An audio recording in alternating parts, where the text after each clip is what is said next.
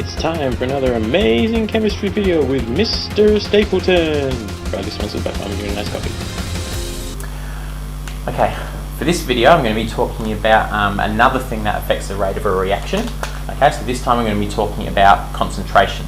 Okay, so make sure when you're talking about something in terms of the collision theory, okay, that you relate it back to these 3 points which I went through in the last video, about the energy of your particles, the orientation of your particles, and frequency of collisions. Okay, so concentration is quite a simple one to explain, so I'll just use a little bit of a diagram to show you. Okay, so what we've got here, let's just imagine we've got this container here, all right, and we've got 9 things or 9 molecules within this container.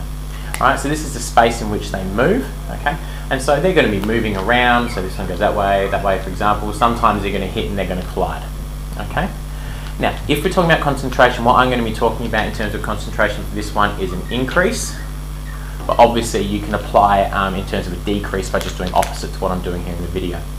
So if we're talking about an increase in concentration, what we're doing is we actually decrease the volume, all right, or the area in which the particles can be. So we're going to take these 9 particles and we're going to put them into a container which is much smaller now, but we're still going to have these 9 particles within the container. Okay. Now, hopefully you can tell and work out that when these are moving around, okay, that they're going to be colliding a lot more frequently. Okay. So the net effect of increasing the concentration, okay, is that what happens here is we get more collisions per unit time. Okay, and that per unit time is important. Again, that makes it measurable or quantifiable. Okay, but what happens is when we're increasing concentration, we're not affecting the energy of the particles. Okay, nothing changes. All we do is compress them down into a smaller area if we're talking about increasing our concentration. Okay, it doesn't have any impact upon the orientation of the particles. All right, they're still flying around different orientations. Nothing's changing. Okay, what it affects is the frequency of collisions. Okay, so there is no change to the energy, okay,